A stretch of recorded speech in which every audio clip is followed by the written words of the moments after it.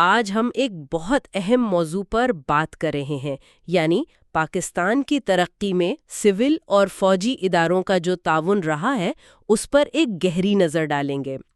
یہ گفتگو اکثر ایک خیال کے گرد گھومتی ہے کہ پاکستان کی بنیاد دو ستونوں پر ہے، عوام اور فوج۔ جی بالکل، اور اس موضوع کو ذرا تفصیل سے سمجھنے کے لیے آج ہم ظہیر احمد میر صاحب کی کتاب ہے دی جنرلز آف پاکستان، اس کے کچھ اہم حصوں کا حوالہ دیں گے۔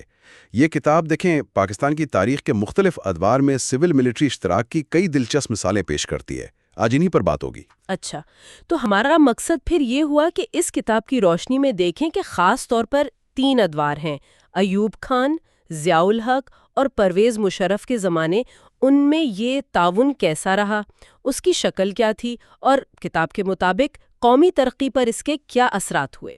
بالکل، اور کتاب کا ایک بنیادی نقطہ جو بار بار سامنے آتا ہے وہ یہ ہے کہ مشکل وقتوں میں، چاہے وہ قدرتی آفات ہوں یا معاشی چیلنجز یا پھر قومی سلامتی کے مسائل، ان حالات میں سول اور فوجی اداروں کا آپ کہہ لیں ساتھ کھڑا ہونا پاکستان کی پیش رفت کے لیے اہم رہا ہے۔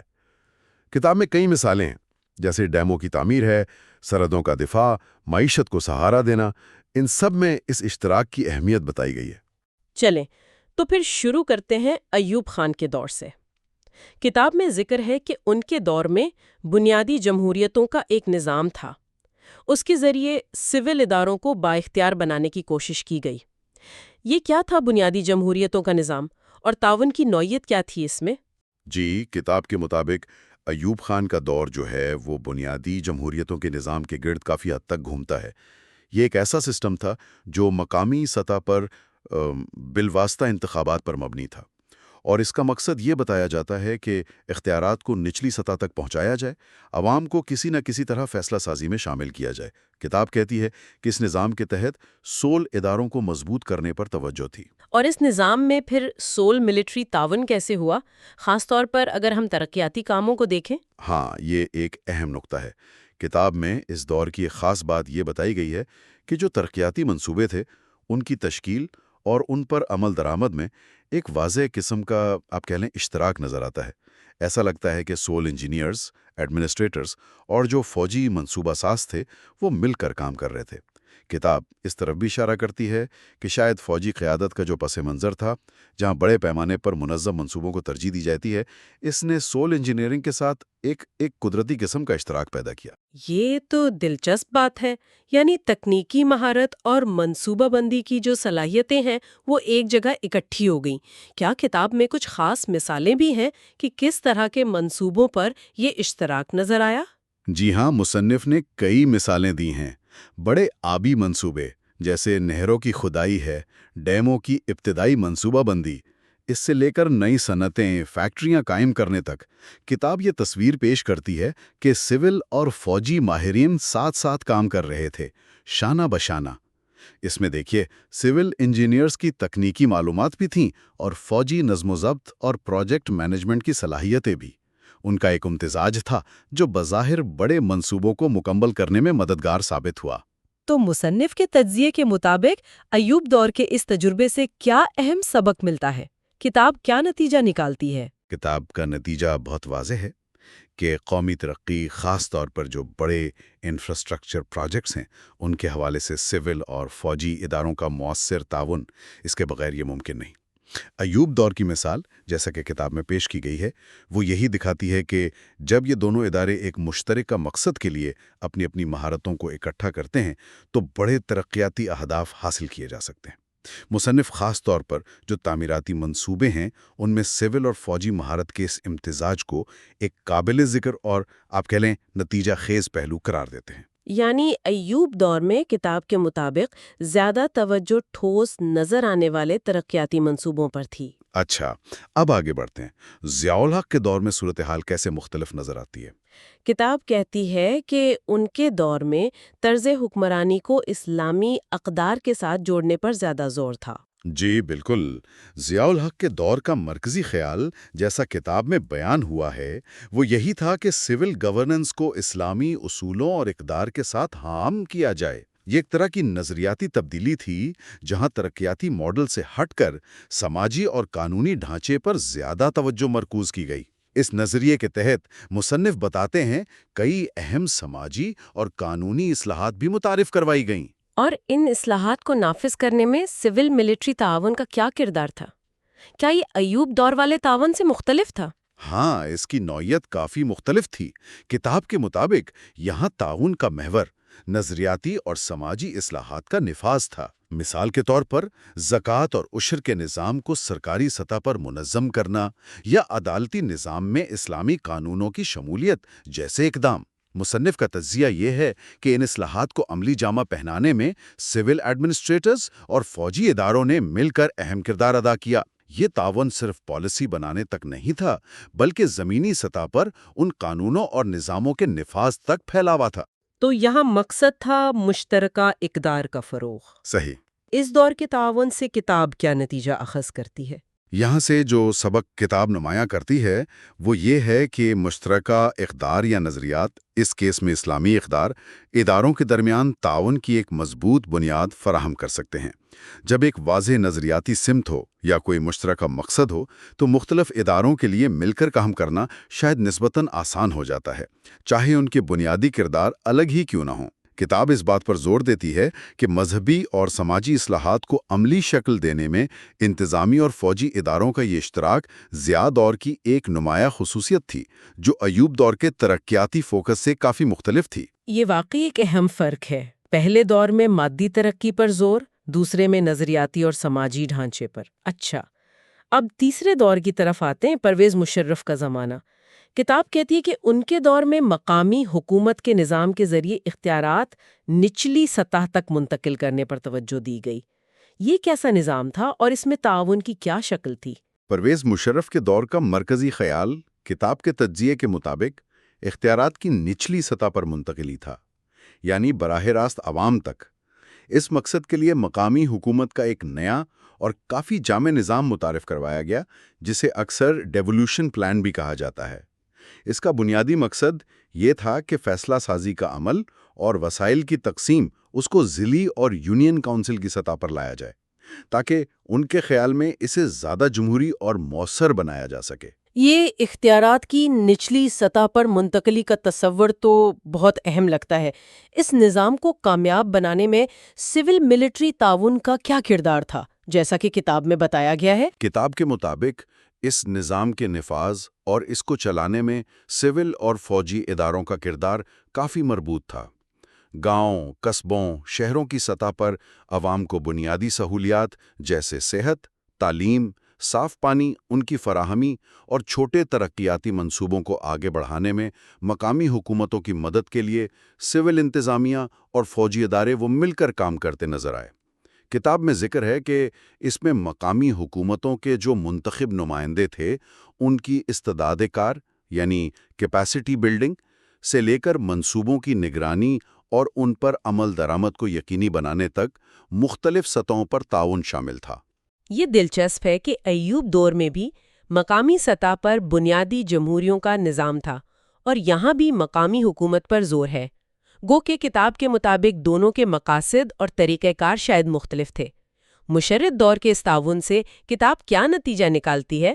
تو مصنف کا موقف یہ ہے کہ مشرف دور کا تجربہ یہ سبق دیتا ہے کہ سول ملٹری تعاون اگر مناسب منصوبہ بندی کے ساتھ کیا جائے تو جمہوریت کو نچلی سطح پر مضبوط کرنے میں مدد دے سکتا ہے اور عوام کو براہ راست ترقی کے عمل میں شامل کرنے میں بھی معاون ثابت ہو سکتا ہے۔ کتاب یہ دلیل دیتی ہے کہ جب مقامی مسائل کے حل اور ترقیاتی کاموں میں سول انتظامیہ اور فوج یا اس سے منسلک ادارے مل کر مقامی حکومتوں کی مدد کرتے ہیں تو عوام تک خدمات اور فوائد پہنچنے کے امکانات بڑھ جاتے ہیں۔ مصنف اختیارات کی منتقلی اور مقامی ترقی میں اداروں کے اس اشتراک کو اس دور کا ایک آپ کہہ لیں قابل ذکر پہلو قرار دیتے ہیں۔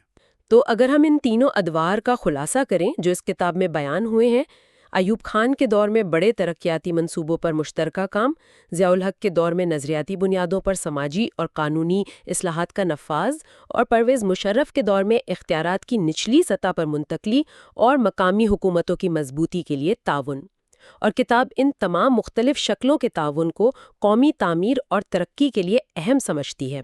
جی ہاں، بالکل یہی تصویر کتاب پیش کرتی ہے۔ ان مختلف ادوار کی مثالوں کے ذریعے مصنف مسلسل ایک ہی مرکزی خیال پر زور دیتے نظر آتے ہیں کہ پاکستان کی ترقی، اس کا استحکام اور قومی تعمیر کے لیے سول اور فوجی اداروں کا مل کر کام کرنا، یعنی ان کا مؤثر تعاون، یہ کلیدی حیثیت رکھتا ہے۔ کتاب کے مطابق یہ تعاون وقت اور حالات کے ساتھ مختلف شکلیں اختیار کر سکتا ہے۔ کبھی یہ ترقیاتی ہو سکتا ہے، کبھی نظریاتی اور کبھی انتظامی، لیکن اس کی بنیادی اہمیت خاص طور پر بحران کے لمحات میں اور قومی تعمیر کے بڑے منصوبوں میں وہ ہمیشہ برقرار رہتی ہے۔ یہ واقعی ایک دلچسپ ساویہ نظر ہے جو ان ذرائع نے پیش کیا ہے۔ یہ پاکستان کی تاریخ کے اہم ادوار میں سول ملٹری تعلقات کی ایک خاص تصویر کشی کرتا ہے۔ اس تمام گفتگو کی روشنی میں جو ہم نے اس کتاب کے اقتباسات کی بنیاد پر کی، سننے والوں کے لیے ایک غور طلب نقطہ یہ چھوڑا جا سکتا ہے کہ اس کتاب میں بیان کردہ تاریخی نمونوں یعنی پیٹرنز اور تجربات کی روشنی میں مستقبل میں پاکستان کی ترقی اور استحکام کے لیے سول اور فوجی اداروں کے درمیان تعلقات اور ان کے ممکنہ تعاون کی نوعیت کیا ہو سکتی ہے، اور پھر اس کے ممکنہ مثبت یا منفی اثرات کیا ہو سکتے ہیں۔ یہ ایک ایسا سوال ہے جس پر مزید سوچا جا سکتا ہے۔ پیش کیا گیا ہے یہ کیسے وقت کے ساتھ بدلی ہے، خاص طور پر جنرل عاصم منیر کے دور میں اسپیشل انویسٹمنٹ فیسیلیٹیشن کونسل یعنی SIFC کا قیام، یہ ایک بڑا نقطہ نظر آتا ہے اس تحریر میں۔ مطلب یہ کوئی معمولی پیش رفت نہیں سمجھی جا رہی، تو اس پر بات کرنا اہم ہوگا۔ ہاں، یہ SIFC کا ذکر یہ بار بار آتا ہے، تو ہم دیکھیں گے کہ اس کتاب کے مطابق اس شراکت داری کو کیسے ایک باقاعدہ، یوں سمجھیں کہ ایک انسٹیٹیوشنلائزڈ شکل دی گئی ہے، اور یہ بھی کہ کس طرح مصنف کے مطابق اس نے اپنی توجہ کچھ خاص شعبوں پر مرکوز کی، جیسے زراعت، IT، کان کنی اور توانائی۔ یہ وہ شعبے ہیں جنہیں تحریر میں پاکستان کی معاشی نبض قرار دیا گیا ہے۔ اور دلچسپ بات یہ ہے کہ یہ تحریر صرف معیشت کی بحالی پر ہی نہیں رکتی، نہیں، اس میں جدید تعاون اور ڈیجیٹل شراکت داری جیسے الفاظ بھی استعمال ہوئے ہیں۔ اب ان الفاظ کے پیچھے کیا سوچ ہے، کیا مقاصد ہیں، یہ سمجھنا بھی ضروری ہوگا تاکہ پوری تصویر واضح ہو۔ لگتا ہے کہ مصنف اسے ایک وسیع تر تناظر میں دیکھ رہے ہیں۔ تو ٹھیک ہے، پھر اس مواد میں گہرائی تک جاتے ہیں اور دیکھتے ہیں کہ یہ سول ملٹری ماڈل جیسا ان ذرائع میں نقشہ کھینچا گیا ہے، وقت کے ساتھ کیسے بدلا ہے اور آج اس کی کیا شکل بتائی جا رہی ہے۔ چلیں شروع کرتے ہیں۔ ضرور۔ اچھا، سب سے پہلے جنرل عاصم منیر اور SFC کے قیام پر ہی بات کرتے ہیں۔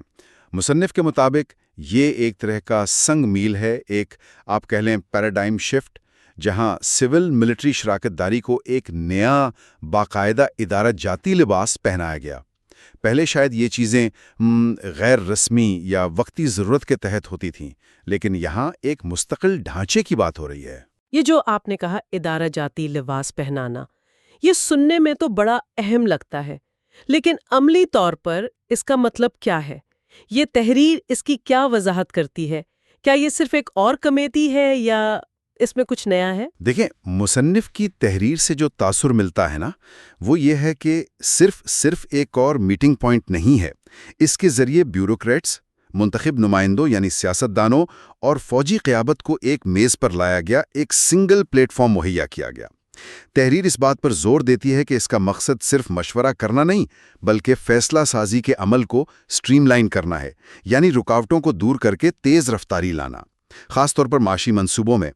یہ ایک طرح سے ون ونڈو آپریشن کا تصور پیش کرتا ہے، جہاں سرمایہ کاری اور منصوبوں کی منظوری میں وہ جو سرخ فیتا ہوتا ہے وہ کم سے کم ہو۔ اچھا، یعنی کہ نوکر شاہی کی روایتی سست روی کا توڑ نکالنے کی کوشش۔ اور یہ جو 4 شعبوں کا ذکر ہوا، زراعت، IT، کان کنی اور توانائی، ان پر ہی کیوں اتنی توجہ؟ کیا تحریر اس انتخاب کی کوئی وجہ بتاتی ہے؟ جی ہاں، تحریر واضح طور پر ان 4 شعبوں کو پوٹینشل گروتھ انجنز کے طور پر شناخت کرتی ہے۔ مصنف کا استدلال یہ معلوم ہوتا ہے کہ پاکستان کی معاشی بحالی کا انحصار بڑی حد تک انہی شعبوں پر ہے۔ زراعت بنیاد ہے، IT مستقبل ہے، کان کنی وہ ایک طرح سے پوشیدہ خزانہ ہے، اور توانائی تو ہر چیز کے لیے ضروری ہے۔ تحریر کے مطابق SIFC کا بنیادی کام ان شعبوں میں مقامی اور غیر ملکی سرمایہ کاری لانے کے لیے سازگار ماحول پیدا کرنا، پالیسیوں میں تسلسل لانا اور امپلیمنٹیشن کی رفتار کو یقینی بنانا ہے۔ یہ صرف شناخت نہیں بلکہ ان پر فوکسڈ ایکشن پلان کی بات ہے۔ ٹھیک ہے، یہ بات تو سمجھ میں آتی ہے۔ اب یہ بتائیں کہ تحریر میں جدید تعاون اور ڈیجیٹل شراکت کا جو ذکر ہے اس سے کیا مراد لی جا سکتی ہے؟ کیا یہ صرف نئے کمپیوٹر سسٹم لگانے کی بات ہے یا کچھ اور؟ نہیں، مصنف کے متن سے لگتا ہے کہ بات اس سے کہیں زیادہ گہری ہے۔ جدید تعاون سے مراد شاید کام کرنے کا ایک نیا طریقہ ہے، پرانی فائلوں اور محکموں کے درمیان پھنسے رہنے کے بجائے ایک مربوط، ریزلٹ اورینٹڈ اپروچ، جہاں مختلف ادارے ایک دوسرے کے ساتھ مل کر تیزی سے کام کریں۔ یہ ایک طرح سے سینرجی پیدا کرنے کی کوشش ہے۔ اور ڈیجیٹل شراکت وہ کیا ہے؟ ڈیجیٹل شراکت غالباً دوہری نوعیت کی ہے۔ ایک تو پاکستان کے اپنے IT سیکٹر کو فروغ دینا، اسے عالمی سطح پر مسابقتی بنانا، اور دوسرا جو شاید زیادہ اہم ہے وہ یہ کہ ٹیکنالوجی کو معیشت کے دوسرے شعبوں میں، زراعت، کانکنی، توانائی، یہاں تک کہ گورننس میں ضم کرنا، یعنی ٹیکنالوجی کو صرف ایک الگ تھلگ شعبے کے طور پر نہیں بلکہ پوری معیشت کو سپر چارج کرنے والے ایک آلے کے طور پر دیکھنا۔ کتاب اسے محض IT سولوشنز نہیں بلکہ ایک ڈیجیٹل ٹرانسفارمیشن کے طور پر پیش کرتی نظر آتی ہے۔ اچھا، یعنی یہ صرف ٹیکنالوجی کا استعمال نہیں بلکہ اسے معاشی ترقی کا مرکزی ستون بنانے کا نظریہ ہے۔ یہ تو ہوئی موجودہ صورتحال جیسا کہ اس کتاب میں بیان کی گئی ہے۔ اب تھوڑا ماضی میں جھانکتے ہیں۔ تحریر میں ایوب خان، ضیاء الحق اور پرویز مشرف کے ادوار کے حوالے بھی ہیں۔ ان کا موازنہ آج کے دور سے کس طرح کیا گیا ہے؟ کیا کوئی خاص فرق نمایاں کیا گیا ہے؟ ہاں، مصنف نے ایک مختصر لیکن کافی دلچسپ تقابلی جائزہ پیش کیا ہے۔ ایوب خان کے دور کو بڑے ترقیاتی منصوبوں، خاص طور پر پانی اور بجلی کے منصوبوں جیسے منگلا اور تربیلا ڈیم کے حوالے سے یاد کیا گیا ہے، یعنی انفراسٹرکچر پر زور۔ ضیاء الحق کے دور کا ذکر بنیادی طور پر نظام حکومت کو اسلامی بنانے کی کوششوں کے حوالے سے ہے، مطلب نظریاتی پہلو غالب رہا۔ اور پرویز مشرف کے دور کو نچلی سطح پر اختیارات کی منتقلی، یعنی ڈیولوشن آف پاور، اور مقامی حکومتوں کے نظام کے قیام سے جوڑا گیا ہے، یعنی سیاسی ڈھانچے میں تبدیلی پر توجہ تھی۔ تو ہر دور کی اپنی ترجیحات رہیں۔ ایوب کا فوکس انفراسٹرکچر، ضیاء کا نظریہ، مشرف کا سیاسی ڈھانچہ۔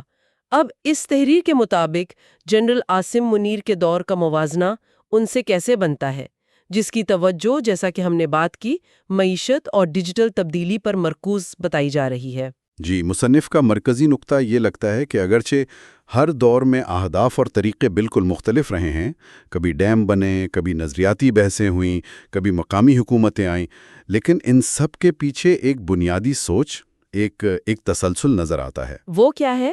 کیا چیز ہے جو ان سب مختلف ادوار کو اس تحریر کی نظر میں جوڑتی ہے؟ مصنف کے مطابق وہ بنیادی سوچ سول ملٹری اتحاد یا شراکت داری کی ہے۔ تحریر کا جھکاؤ اس طرف ہے کہ پاکستان کی تاریخ میں جب بھی بڑے کام ہوئے یا قومی سمت متعین کرنے کی کوشش کی گئی، اس میں سول اور فوجی ادارے کسی نہ کسی شکل میں مل کر کام کرتے نظر آئے۔ لہٰذا آج SIFC کی شکل میں جو ہو رہا ہے وہ مصنف کی نظر میں کوئی بالکل نئی چیز نہیں بلکہ اسی تاریخی تسلسل کی ایک نئی، وقت کے تقاضوں کے مطابق ڈھلی ہوئی شکل ہے۔ فرق صرف میدان عمل کا ہے۔ پہلے شاید دفاع یا انفراسٹرکچر تھا، آج معیشت اور ٹیکنالوجی ہے۔ کو ایک مستقل حقیقت کے طور پر پیش کر رہی ہے جو بس اپنا رنگ اور روپ بدلتی رہتی ہے۔ یہ ہمیں براہ راست شراکت داری کے تصور کی طرف لے آتا ہے جس پر مصنف نے کافی زور دیا ہے۔ بالکل، اور یہ کتاب کا شاید سب سے کلیدی اور زوردار موقف ہے۔ وہ یہ کہ سول اور فوجی ادارے حریف نہیں بلکہ ساتھی ہیں، شراکت دار ہیں۔ یہ ایک بہت مضبوط دعویٰ ہے، خاص طور پر پاکستان کے سیاسی ماحول میں جہاں اکثر ان اداروں کے درمیان کشمکش کی بات ہوتی ہے۔ کیا مصنف اس موقف کی کوئی دلیل پیش کرتا ہے؟ جی، تحریر اس شراکت داری کو ثابت کرنے کے لیے ماضی سے مثالیں لاتی ہے، جیسے بڑے ڈیموں کی تعمیر کا ذکر ہے جہاں انجینئرز، بیوروکریٹس اور فوج نے مل کر کام کیا۔ اسی طرح سرحدوں کے تحفظ کا حوالہ دیا گیا ہے، جسے ایک مشترکہ ذمہ داری کے طور پر پیش کیا گیا ہے۔ یہ مثالیں اس دلیل کو مضبوط کرنے کے لیے استعمال کی گئی ہیں کہ یہ ادارے ماضی میں بھی قومی مفاد میں اکٹھے کام کرنے کی صلاحیت اور تاریخ رکھتے ہیں۔ مصنف کا زور اس بات پر ہے کہ انہیں اس ورسز دیم کے طور پر دیکھنا ایک غلط فہمی ہے، حقیقت میں یہ وی ہیں۔ اور اب اس تحریر کے مطابق ہم یعنی اس اتحاد کا نیا میدان عمل یا نیا ہدف کیا ہے؟ مصنف بہت واضح طور پر کہتا ہے کہ اب یہ اتحاد پاکستان کو ڈیجیٹل دور میں لے جانے اور معاشی طور پر اپنے پیروں پر کھڑا کرنے پر مرکوز ہے۔ ماضی کی کامیابیوں کا ذکر کرنے کے بعد سارا زور مستقبل کے ویژن پر ہے، جو کہ ڈیجیٹل ترقی، معاشی استحکام اور عالمی سطح پر ایک اہم کردار ادا کرنے سے منسلک کیا گیا ہے۔ یعنی شراکت داری کی روح وہی ہے، لیکن جسم اور چہرہ نیا ہے جو آج کی دنیا کے چیلنجز اور مواقع کے مطابق ہے۔ تو گویا مصنف کی نظر میں یہ شراکت داری نہ صرف ماضی میں اہم رہی ہے بلکہ مستقبل کے لیے تو یہ ناگزیر ہے، خاص طور پر نئے معاشی اور تکنیکی چیلنجز کا سامنا کرنے کے لیے۔ جی، مصنف کا لب و لہجہ بالکل یہی ہے۔ وہ اس شراکت داری کو صرف ایک آپشن نہیں بلکہ پاکستان کی ترقی اور شاید تقدیر کی کنجی کے طور پر پیش کرتے ہیں۔ اس میں ایک طرح کی ناگزیریت کا عنصر نمایاں ہے۔ ٹھیک ہے، تو ہم نے ظہیر احمد میر کی کتاب کے ان اقتباسات کی روشنی میں کافی پہلوؤں پر بات کی، صفس کا قیام اور اس کا مبینہ طریقہ کار، ماضی کے ادوار سے اس کا موازنہ، اور سب سے بڑھ کر سول ملٹری شراکت داری کا وہ تصور جو مصنف پیش کرتا ہے۔ اگر اس ساری گفتگو کو سمیٹا جائے تو کیا اہم نکات سامنے آتے ہیں؟ میرے خیال میں سب سے اہم نقطہ جو اس تحریر سے ابھرتا ہے وہ یہ ہے کہ مصنف کی نظر میں پاکستان میں سول ملٹری تعاون کو قومی ترقی، خاص طور پر معاشی استحکام کے لیے ایک بنیادی اور لازمی عنصر کے طور پر دیکھا جا رہا ہے۔ یہ کوئی حادثاتی یا وقتی چیز نہیں بلکہ ایک سوچی سمجھی حکمت عملی کا حصہ ہے۔ صفس کا قیام اسی حکمت عملی کا سب سے تازہ اور بقول مصنف سب سے زیادہ منظم اور ادارہ جاتی مظہر ہے۔ بالکل، اور یہ بات بھی اہم ہے کہ یہ حکمت عملی اب بہت ٹھوس معاشی اہداف پر مرکوز نظر آتی ہے۔ زراعت، آئی ٹی، کونکنی، توانائی جیسے شعبوں کا انتخاب یہ ظاہر کرتا ہے کہ اب توجہ براہ راست معیشت کی بحالی اور ترقی پر ہے۔ تاریخی موازنہ بھی دلچسپ تھا۔ اس نے دکھایا کہ کس طرح مصنف کے مطابق مختلف ادوار میں ترجیحات بدلیں، لیکن سول ملٹری اشتراک کا بنیادی خیال کسی نہ کسی شکل میں موجود رہا۔ ایک اور بات جو بار بار سامنے آئی وہ سول اور فوجی اداروں کو حریف کے بجائے شراکت دار کے طور پر پیش کرنے کا بیانیہ ہے۔ مصنف ماضی کی مثالیں دے کر اس شراکت داری کی جڑوں کو مضبوط دکھانے کی کوشش کرتا ہے اور پھر مستقبل کے لیے اس کی اہمیت پر زور دیتا ہے، خاص طور پر پاکستان کو ڈیجیٹل دور میں لے جانے اور معاشی خود نثاری دلانے کے حوالے سے۔